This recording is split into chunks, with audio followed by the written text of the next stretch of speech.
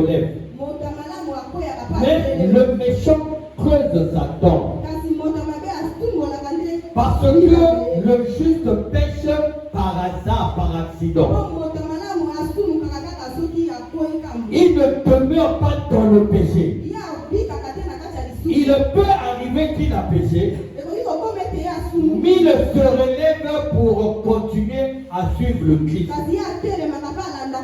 Alors que le méchant, il pêche, il se vante du péché. Donc il est là dans le péché, il se familiarise dans le péché. C'est ça la différence entre le païen et le chrétien. Le chrétien pêche par accident. Donc aujourd'hui, je vais te poser cette question. Je n'ai pas dit vous poser. J'ai dit te poser. Parce que je veux que chacun prenne ses questions pour lui.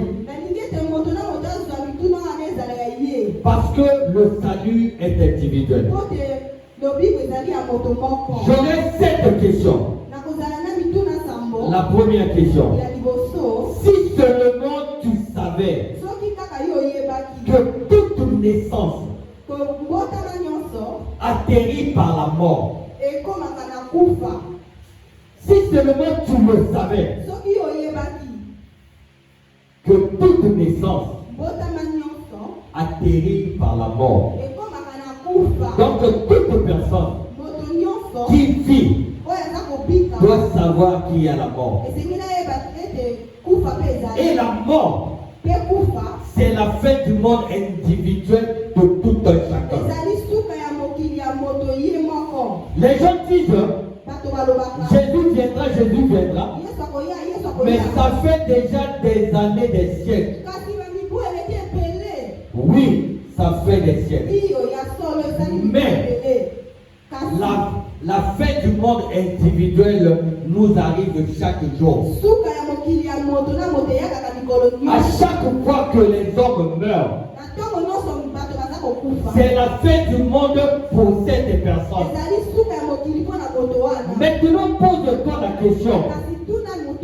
Lorsque tu meurs, puisque c'est la fin du monde pour toi, est-ce que les choses s'arrêtent par là? Est-ce que le monde s'arrête ici-bas? Non. La Bible dit qu'il y aura jugement. Il est appelé à l'homme de mourir une seule fois. Après quoi vient le jugement. Et le jugement, c'est là où Salomon dit: jeunes gens, réjouis-toi de ta jeunesse. Fais ce que ton cœur veut. Mais sache-le qu'un jour, tu seras appelé en jugement. Ce jour-là, c'est après la mort. Lorsque l'homme meurt, on est accueilli soit par des anges, soit par des démons. Et c'est ça ce que l'homme doit craindre. Les hommes vont dire: personne ne connaît ce qui se passe après la mort. Mais sachez-le que Jésus nous a parlé de ce qui se passe après la mort. Jésus a parlé de Lazare et de l'homme riche. Et la Bible dit: Lazare mourut. Il fut accueilli par des anges. Le riche aussi mourut. Il fut emporté dans le lieu de tourment. Donc on n'a pas la même destinée. Tous ceux qui disent que tous nous allons mourir, Tu manges, tu meurs, tu bois, tu meurs, tu ne bois pas, tu meurs. Oui, c'est vrai. Mais sauf que on n'a pas la même destinée. On n'a pas la même destinée. Et ça, c'est la première question. Sais-tu que toute naissance atterrit par une mort? Et la mort a une suite. Et la mort, c'est la fin du monde individuel de tout un chacun. Deuxième question. Si seulement tu savais que la mort n'est pas la fin de toute chose, mais elle est plutôt le commencement d'une nouvelle réalité de vie. Donc la mort, ce n'est pas la fin de toute chose. C'est une nouvelle réalité de vie. Il y a une vie là-bas. D'aucuns disent que les morts entendent. Raison pour laquelle ils vont faire des prières sur les tombes de leurs parents. Mais dire que non, les morts entendent.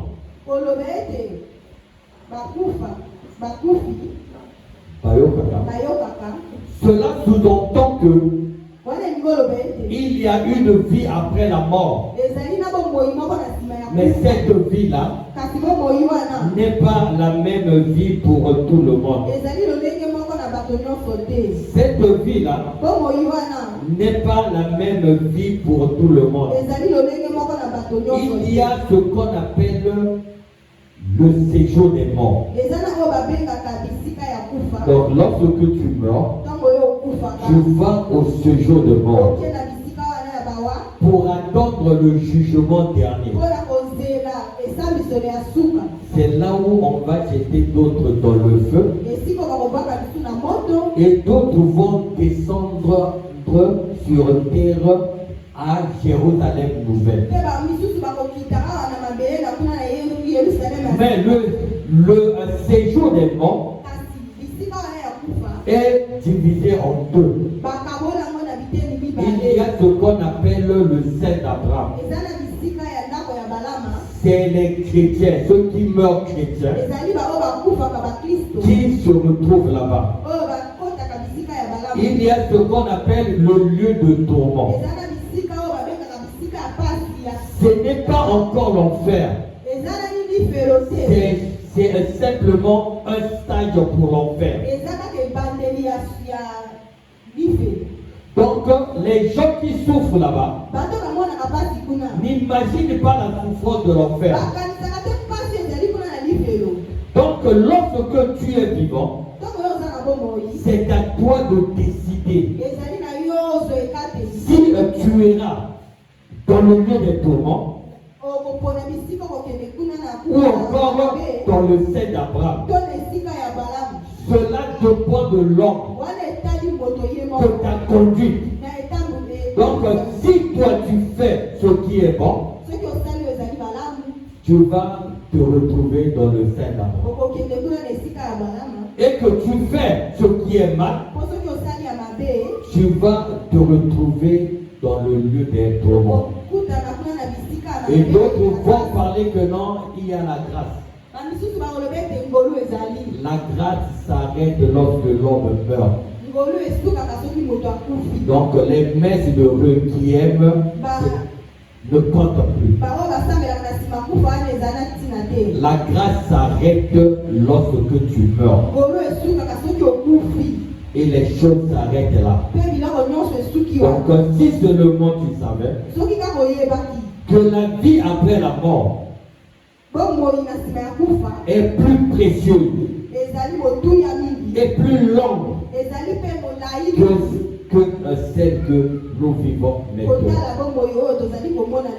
On vit souvent 50 ans, 60 ans, 70 ans, même 100 ans, 120 ans. Mais Mais là-bas, ça va être pendant 1000 ans. Donc, tu vas priver 1000 ans de bonheur pour 50 ans de vie. Et même les 1000 ans, c'est après le jugement dernier. Donc ceux qui sont morts après Jésus, ils ont déjà 2000 ans. Soit dans le sein d'Abraham, soit 2000 ans dans le lieu des tourments.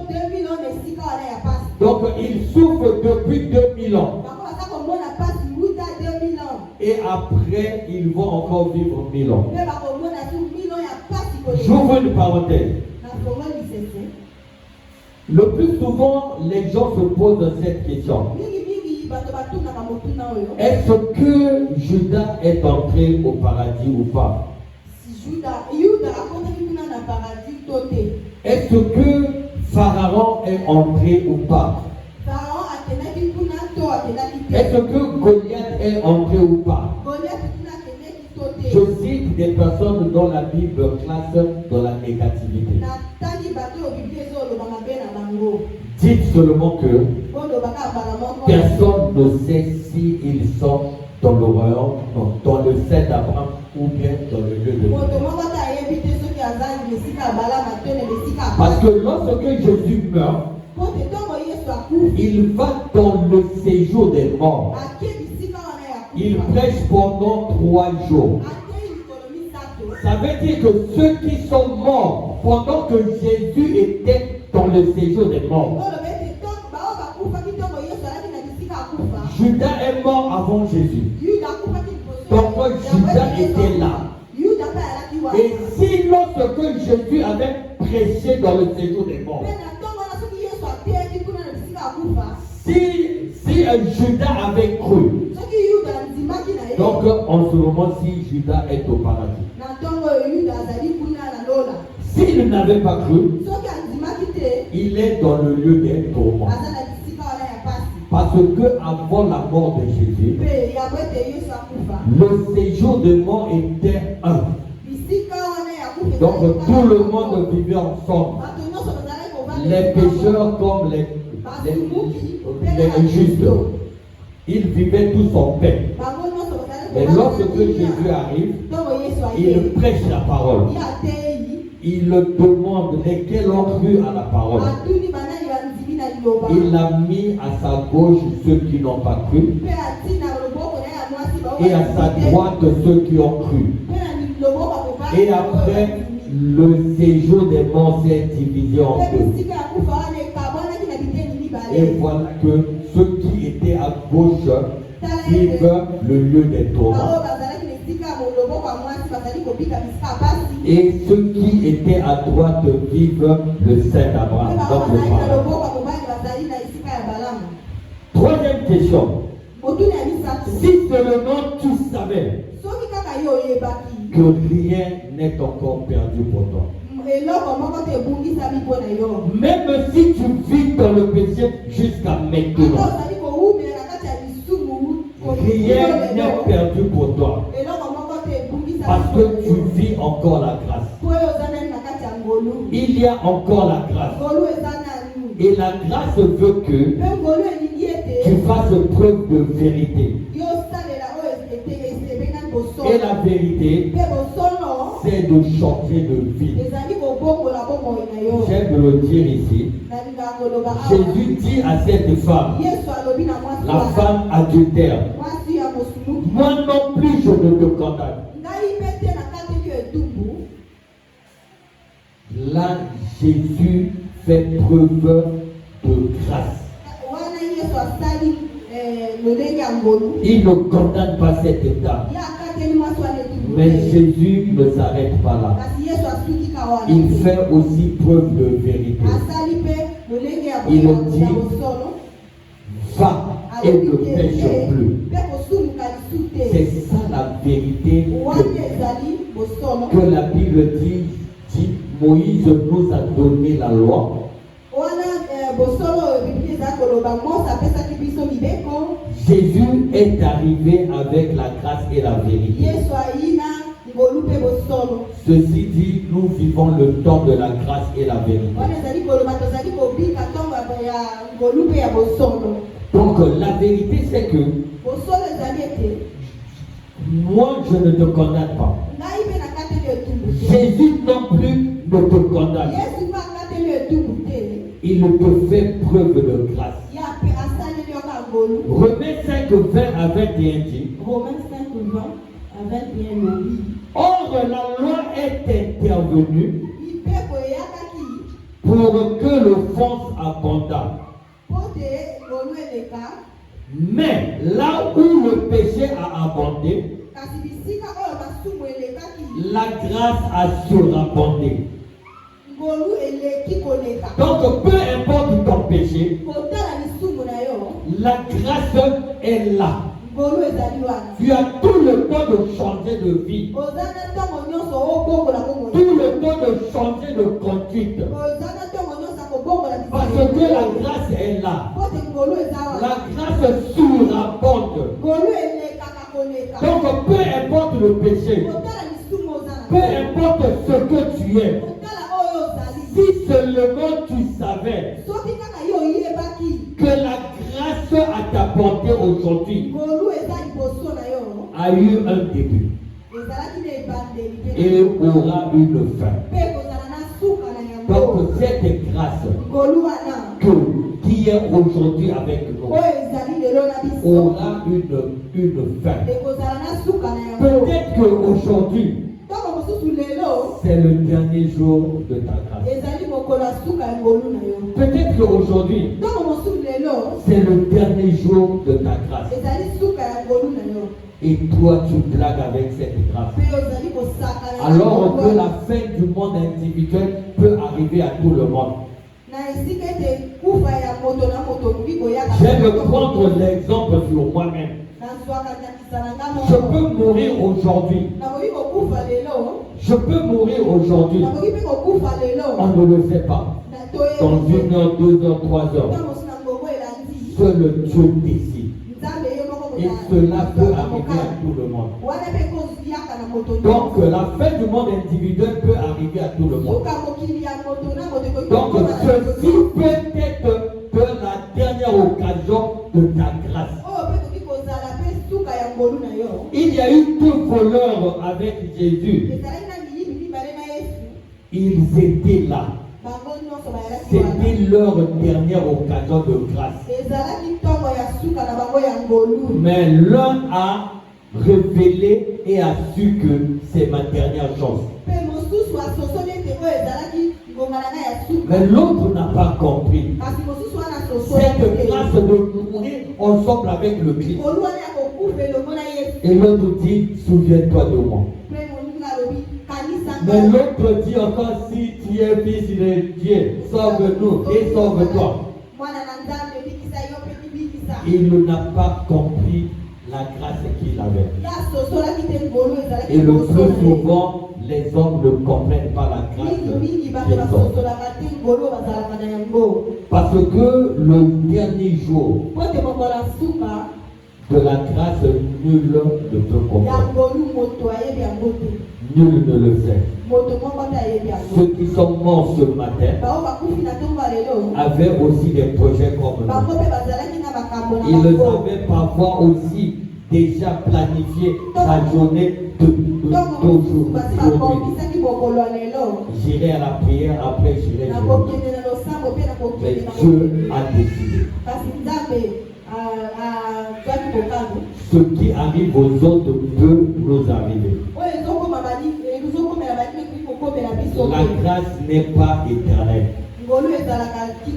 Il est temps pour toi de prendre conscience. Si seulement, quatrième question, si seulement tu savais à quel point il est merveilleux d'avoir la paix de Dieu. D'avoir la paix de Dieu après la mort. Raison pour laquelle lorsque une personne meurt, lorsque l'on donne l'information, on a toujours tendance à dire que ton âme repose en paix. Parce que c'est merveilleux d'être en paix après la mort. Mais si seulement tu savais que cette paix-là dépend de ta conduite.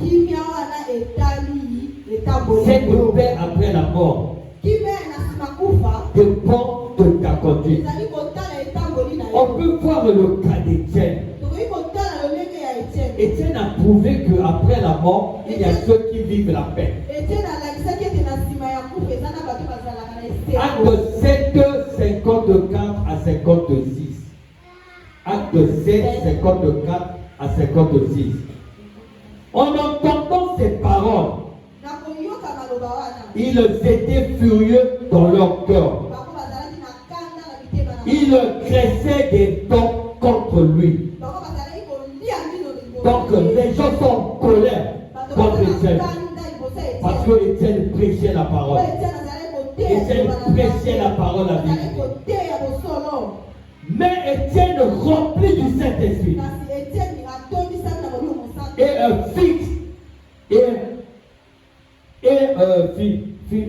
fixant les regards vers le ciel, vit la gloire de Dieu et Jésus debout à la droite de Dieu. Donc Étienne, que l'on lapidait par des pierres, il avait mal. Un moment, les esprits orientent Étienne de regarder là-haut. Et Étienne voit la gloire de Dieu. Étienne, au lieu de pleurer, il va crier fort. Voici, je vois les cieux ouverts. Et le Fils de l'homme debout à la droite de Dieu. Quelle grâce Étienne avait. Il est certes mort jeune. Mais il a vu la gloire de Dieu avant même de mourir. Chose même que Moïse avait demandé à Dieu. Je veux voir, je veux te voir. Dieu a dit, nul ne peut me voir et vivre. Étienne a vu. Il est mort. Mais il est mort en voyant la gloire de Dieu. Et c'est même ce genre de mort que moi je fais. Que avant de mourir, je dis à l'église, à mes enfants, je vois la gloire de Dieu. Là, je vais mourir dans le sourire, dans la joie, peu importe l'âge. C'est même ça ma prière à Dieu. Si seulement tu savais que les personnes qui ignorent la vie après la mort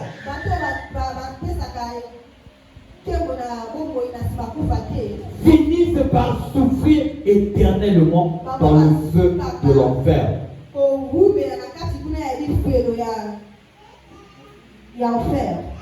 Tout le Christ affirme, donc Jésus affirme, le ciel et la terre ne passeront, mais mes paroles ne passeront point. Les paroles du Seigneur ne passeront point. Donc la joie d'un chrétien, c'est de voir la gloire de Dieu avant de mourir.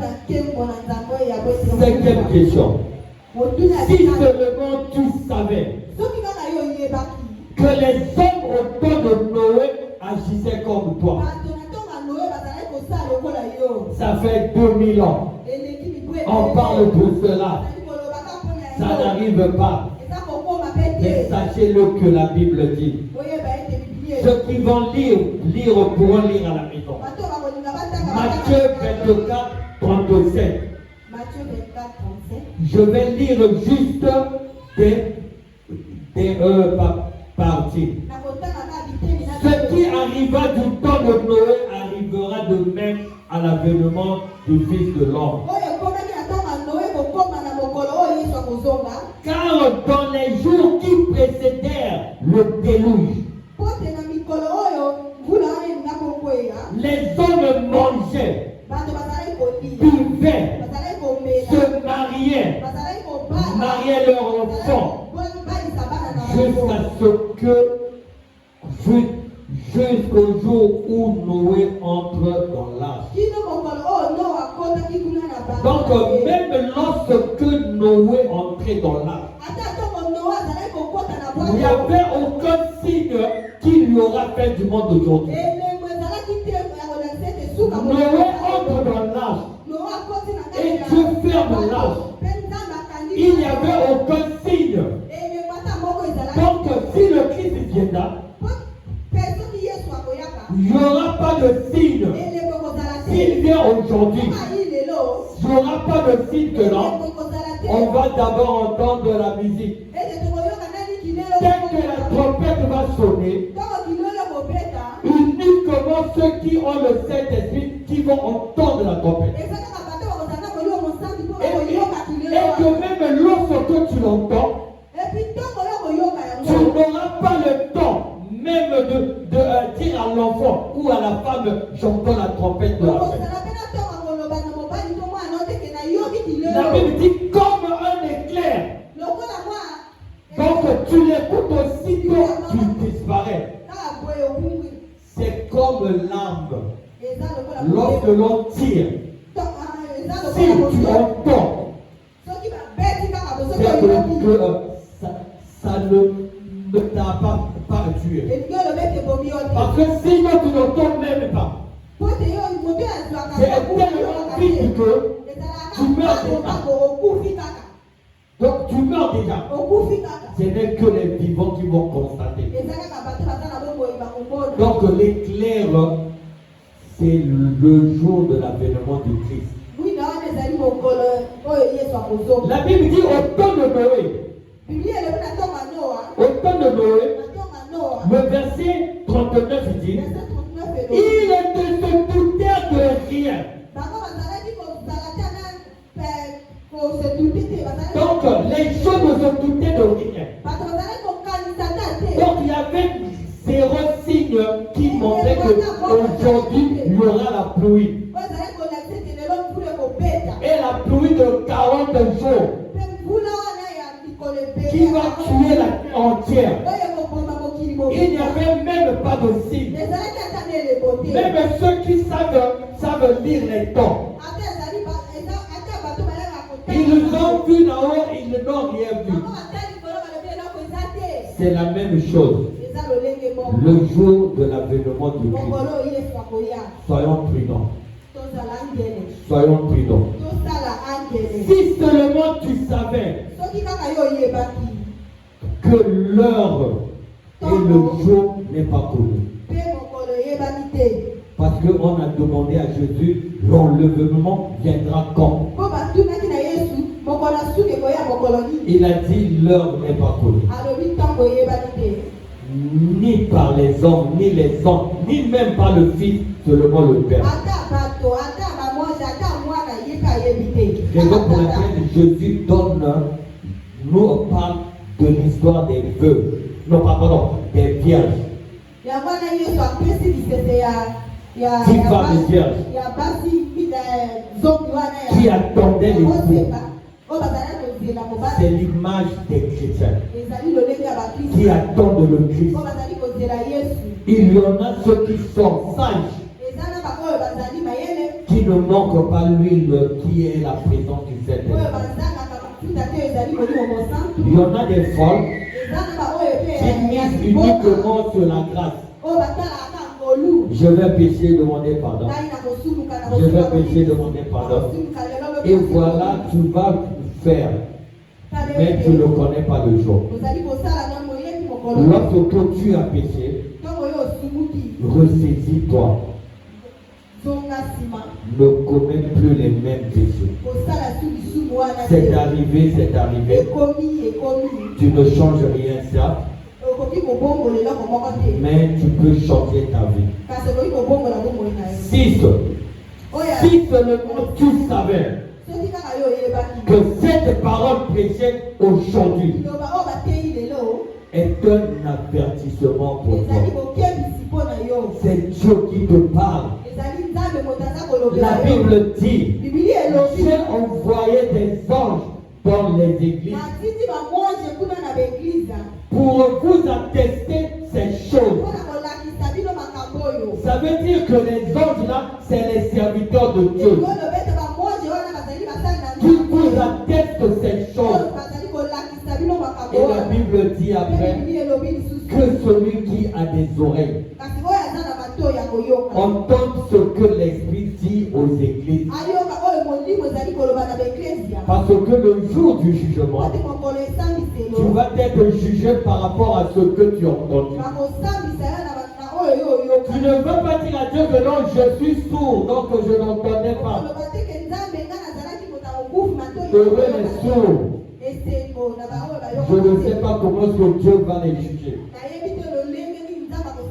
Mais nous autres là, Dieu va nous juger par rapport à ce qu'on entend. Ce qu'on entend. Et Dieu va nous juger. Si seulement tu savais qu'aujourd'hui, ça peut être ta dernière occasion de se repentir et sauver ton âme. Prends un engagement. C'est que si seulement tu savais que l'éternité se prépare, car tout se décide par rapport à la manière dont nous menons nos vies ici-bas. L'éternité se prépare. Ce n'est pas seulement venir à l'église.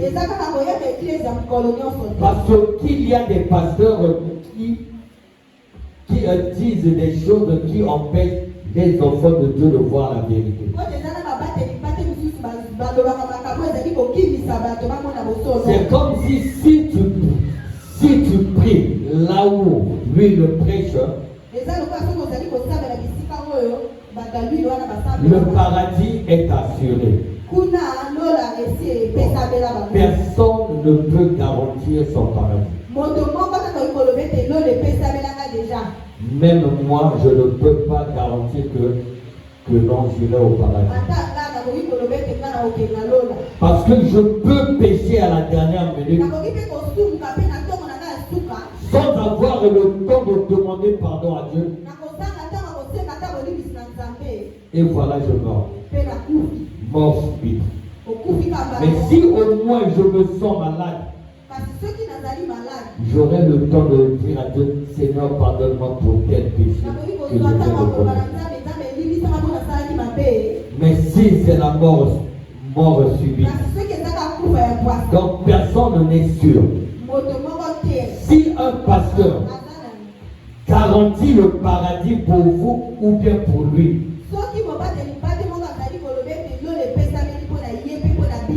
il est du diable. Parce que même l'apôtre Paul dit, il dit à l'apôtre Pierre, l'église reste à l'apôtre Pierre, mais l'apôtre Paul dit à Pierre, j'ai été enseigné par Jésus lui-même comme vous. Jésus a prêché Pierre en chair,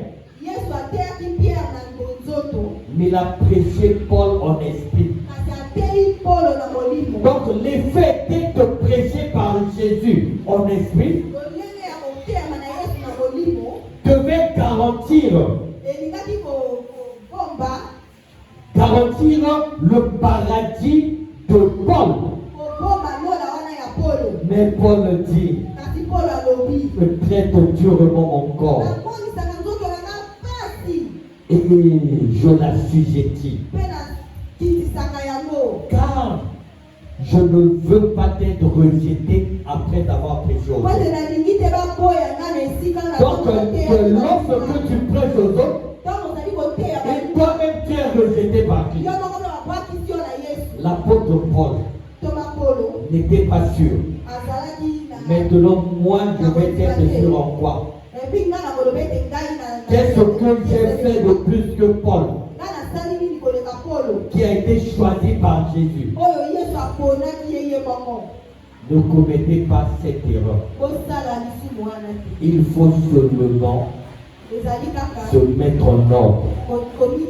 Parce que Judas aussi appelait Jésus frère. On peut t'appeler frère, sœur en Christ.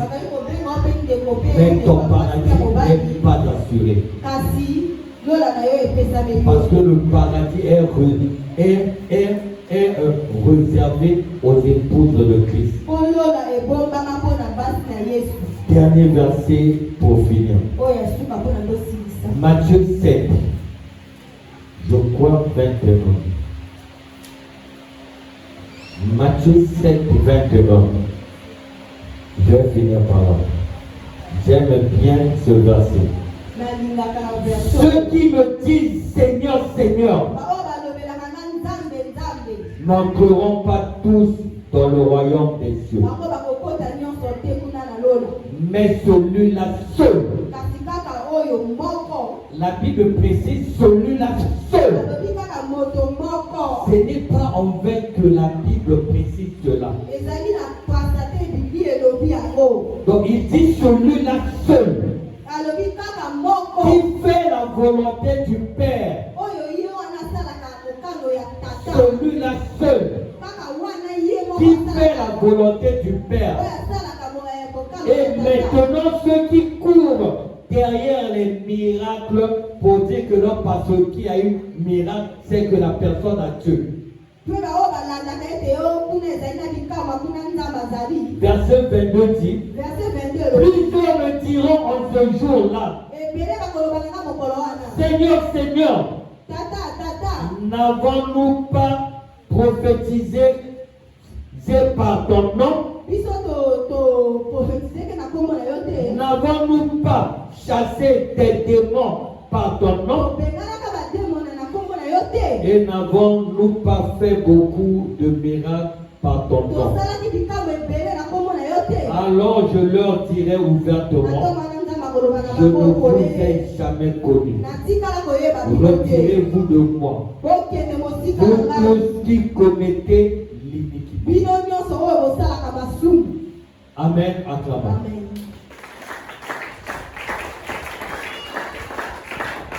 Nous allons passer au bonus, comme j'avais dit précédemment.